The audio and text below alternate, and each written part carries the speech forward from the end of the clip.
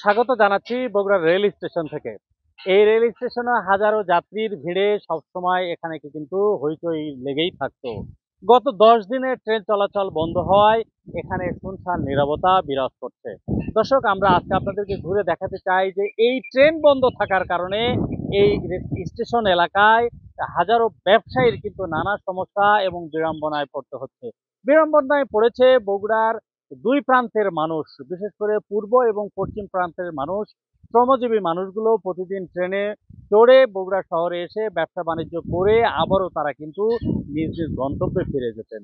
দর্শক, সরাসরি তাদের সাথে কথা বলে দেখাতে চাই এই ট্রেন বন্ধের প্রভাব কতটুকু পড়েছে।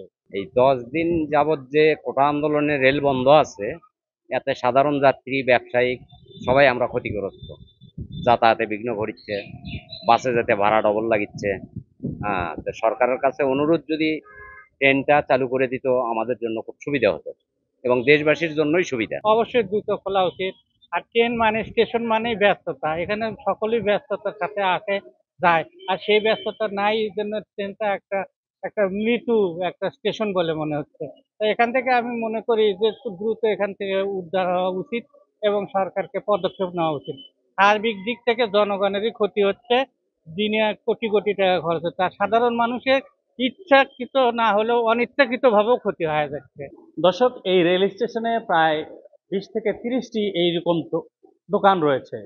এই ব্যবসার সাথে আরো অনেক মানুষ জড়িত। প্রতিদিন বিভিন্ন প্রান্ত থেকে সাধারণ যাত্রীরা এখানে আসেন এবং এই সকল দোকান থেকে পণ্য সামগ্রী তারা ক্রয় করেন।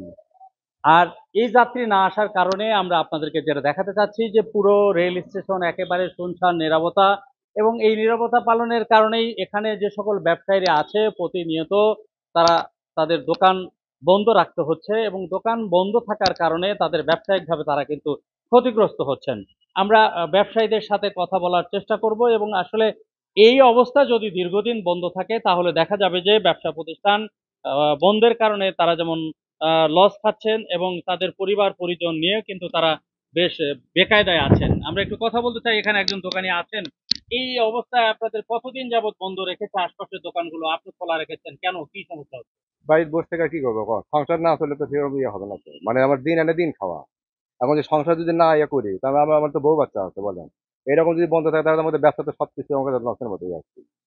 এই আশপাশের দোকানগুলো কেন বন্ধ রাখে? ওটা ওর ব্যবসাই তো হয় না, মানে খুলে আসে কথা কিছুক্ষণ পরে আবার চলে যায় ওরা। আমার ছেলে ঢাকায় চাকরি করে, আমরা ট্রেনে যাতায়াত করি। আজকে ট্রেনে যাওয়ার জন্য আসছিলাম, ট্রেন বন্ধ। ট্রেন চলাচল বন্ধ হলে যে পশ্চিম দিক থেকে পূর্ব দিক থেকে যে ট্রেনগুলো চলে এখানে প্রচুর যাত্রী আছে। ওই যাত্রী আসার কারণে শহরে ব্যবসা বাণিজ্য চলে।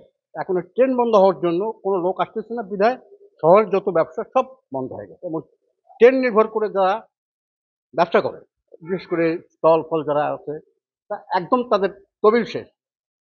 দিনপথ তাদের যাচ্ছে না, দিন আন দিন খাওয়া তাদের চলতেছে না।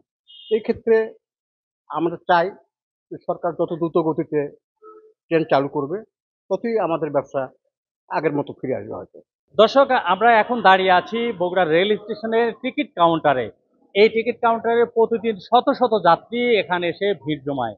আজকে কিন্তু একেবারে শুনশান নীরবতা এই রেল স্টেশনে, এবং টিকিট কাউন্টারটিও কিন্তু বন্ধ রয়েছে। তার পিছনে কারণ, গত 10 দিনে ট্রেন চলাচল বন্ধ রয়েছে ছাত্রদের আন্দোলনের কারণে।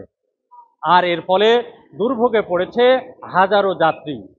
তাদের প্রশ্ন, কবে এই পথ খুলবে এবং স্বাভাবিক চলাচল করতে পারবে সাধারণ মানুষ?